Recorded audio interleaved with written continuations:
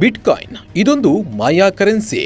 ಆದರೆ ನೀವು 10 ರಿಂದ 15 ವರ್ಷಗಳ ಹಿಂದೆ ಒಂದೇ ಒಂದು ಬಿಟ್ಕಾಯಿನ್ ತಗೊಂಡಿದ್ರೆ ಈಗ ನೀವು ಲಕ್ಷಾಧಿಪತಿಗಳಾಗಿ ಇರ್ತಿದ್ರೆ. ಯಾಕಂದರೆ ಬಿಟ್ಕಾಯಿನ್ ಬೆಲೆ ಬಂಗಾರದ ಬೆಲೆಯಷ್ಟೇ ಆಗಿದೆ.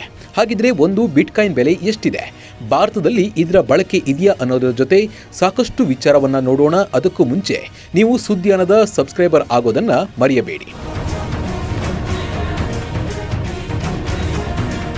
ಹೌದು, ಸಾಕಷ್ಟು ಜನ ದುಡ್ಡು ಮಾಡಬೇಕು ಅಂತ ಕಾಯ್ತಾ ಇರ್ತಾರೆ. ಹಲವು ಜನ ಶೇರ್ ಮಾರ್ಕೆಟ್ನಲ್ಲಿ ಹೂಡಿಕೆ ಮಾಡಿ ಕೋಟಿ ಕಳೆದುಕೊಂಡಿದ್ದಾರೆ. ಆದರೆ ಬಿಟ್ಕಾಯಿನ್ ವ್ಯಾಲ್ಯೂ ಮಾತ್ರ ಕಮ್ಮಿಯಾಗಿಲ್ಲ. ಕಳೆದ 15 ವರ್ಷಗಳಿಂದ ಬಿಟ್ಕಾಯಿನ್ಗೆ ಸಾಕಷ್ಟು ಬೆಲೆ ಬಂದಿದೆ. ಹಾಗಿದ್ರೆ ಕ್ರಿಪ್ಟೋ ಕರೆನ್ಸಿ ಭವಿಷ್ಯ ಇನ್ನೂ ಅನಿಶ್ಚಿತವಾಗಿದ್ದರೂ ಬಿಟ್ಕಾಯಿನ್ ಇತ್ಯಾದಿಗಳಿಗೆ ಬೇಡಿಕೆ ಮಾತ್ರ ಕಡಿಮೆಯಾಗಿಲ್ಲ.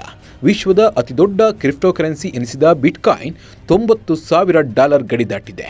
ದಿನನಿತ್ಯ ಏರಿಳಿತವಾಗ್ತಾ ಇದೆ. ಭಾರತೀಯ ರೂಪಾಯಿ ಲೆಕ್ಕದಲ್ಲಿ ಈಗ ಒಂದು ಬಿಟ್ಕಾಯಿನ್ ಬೆಲೆ ಬರೋಬ್ಬರಿ 73 ಲಕ್ಷಕ್ಕೂ ಅಧಿಕವಿದೆ. 2009ರಲ್ಲಿ 6,000, ಈಗ 73 ಲಕ್ಷಕ್ಕೂ ಹೆಚ್ಚು. ಬಿಟ್ಕಾಯಿನ್ ಚಿನ್ನದಷ್ಟೇ ಮೌಲ್ಯಯುತವಾದದ್ದು ಎಂಬುದು ತಜ್ಞರ ಅಭಿಮತ. 2009ರಲ್ಲಿ ಬಿಟ್ಕಾಯಿನ್ ಆರಂಭವಾದ ಬಳಿಕ ಇದರ ಮೌಲ್ಯ ಹೆಚ್ಚುತ್ತಾ ಹೋಯಿತು.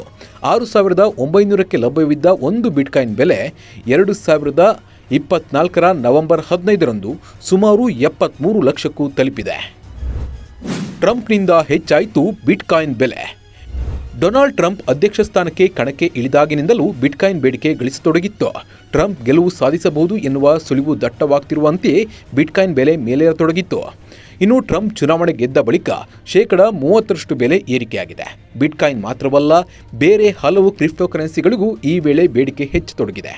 ಡೊನಾಲ್ಡ್ ಟ್ರಂಪ್ 2024ರ ಆಗಸ್ಟ್ನಲ್ಲಿ ಕ್ರಿಪ್ಟೋ ಕರೆನ್ಸಿ ಬಗ್ಗೆ ಬಹಳ ಸಕಾರಾತ್ಮಕವಾಗಿ ಮಾತನಾಡಿದ್ರು.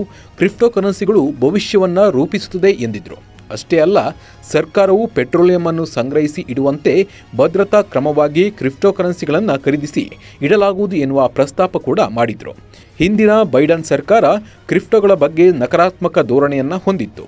ಕುತೂಹಲ ಎಂದರೆ ಟ್ರಂಪ್ ಈ ಹಿಂದೆ ಕ್ರಿಪ್ಟೋ ಬಗ್ಗೆ ಇದ್ದ ಅಭಿಪ್ರಾಯ ಅಷ್ಟಕ್ಕಷ್ಟೇ. ಇತ್ತೀಚೆಗೆ ಟ್ರಂಪ್ ನಿಲುವು ಬದಲಾದಂತಿದೆ. ಕ್ರಿಪ್ಟೋದ ಸಮರ್ಥಕರಾಗಿ ಬದಲಾಗಿ ಹೋಗಿದ್ದಾರೆ. ಟ್ರಂಪ್ಗೆ ಆಪ್ತರಾಗಿರುವ ಇಲಾನ್ ಮಾಸ್ಕ್ ಅವರು ಕ್ರಿಪ್ಟೋ ಕರೆನ್ಸಿಗಳ ಪ್ರಬಲ ಸಮರ್ಥಕರಾಗಿದ್ದಾರೆ. ಈಗ ಟ್ರಂಪ್ ಆಡಳಿತದಲ್ಲಿ ಕ್ರಿಪ್ಟೋ ಮಾರುಕಟ್ಟೆಗೆ ಭರ್ಜರಿ ಪುಷ್ಟಿ ಸಿಗಬಹುದು ಎನ್ನುವ ಲೆಕ್ಕಾಚಾರದಲ್ಲಿ ಬಿಟ್ಕಾಯಿನ್ ಇತ್ಯಾದಿ ಕ್ರಿಪ್ಟೋಗಳಿಗೆ ಬೇಡಿಕೆ ಹೆಚ್ಚಾಗುತ್ತಿದೆ. ಭಾರತದಲ್ಲಿ ಬಿಟ್ಕಾಯಿನ್ ವ್ಯವಹಾರ ಇದೆಯಾ? ಭಾರತ ಸರ್ಕಾರ ಕ್ರಿಪ್ಟೋ ಕರೆನ್ಸಿಯನ್ನು ನಿಷೇಧಿಸಿಲ್ಲ, ಆದರೂ ಅದರ ವಹಿವಾಟಿಗೆ ಉತ್ತೇಜನವಂತೂ ನೀಡ್ತಾ ಇಲ್ಲ. ಈ ಡಿಜಿಟಲ್ ಕರೆನ್ಸಿ ಬಗ್ಗೆ ಸರ್ಕಾರಕ್ಕೆ ಇನ್ನೂ ಹಲವು ಅನುಮಾನಗಳು ಉಳಿದಿವೆ. ಆದರೆ ಕ್ರಿಪ್ಟೋದಲ್ಲಿ ಹೂಡಿಕೆ ಮಾಡಲು ಅಡ್ಡಿ ಇಲ್ಲ. ಇದರಲ್ಲಿ ಗಳಿಸಿದ ಲಾಭದ ಮೇಲೆ 30% ತೆರಿಗೆ ಹಾಕಲಾಗ್ತಾ ಇದೆ.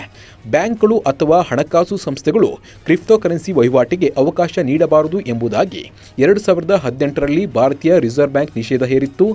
ಆದರೆ 2020ರಲ್ಲಿ ಇದಕ್ಕೆ ತಡೆ ನೀಡಿದ ಸುಪ್ರೀಂ ಕೋರ್ಟ್ ಆನ್ಲೈನ್ ವಹಿವಾಟಿಗೆ ಅವಕಾಶವನ್ನು ನೀಡಿತ್ತು.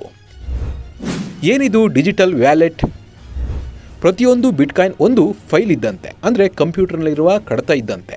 ಬಿಟ್ಕಾಯಿನ್ಗಳನ್ನು ಕಂಪ್ಯೂಟರ್ ಅಥವಾ ಸ್ಮಾರ್ಟ್ಫೋನ್ ಆ್ಯಪ್ನಲ್ಲಿರುವ ಡಿಜಿಟಲ್ ವ್ಯಾಲೆಟ್ನಲ್ಲಿ ಸಂಗ್ರಹಿಸಲಾಗಿರುತ್ತದೆ. ಜನರು ತಮ್ಮಲ್ಲಿರುವ ಬಿಟ್ಕಾಯಿನನ್ನು ಮತ್ತೊಬ್ಬರ ಡಿಜಿಟಲ್ ವ್ಯಾಲೆಟ್ಗೆ ರವಾನಿಸಬಹುದು. ಅವರು ಮತ್ತೊಬ್ಬರಿಗೆ ಅದನ್ನು ವರ್ಗಾಯಿಸಬಹುದು.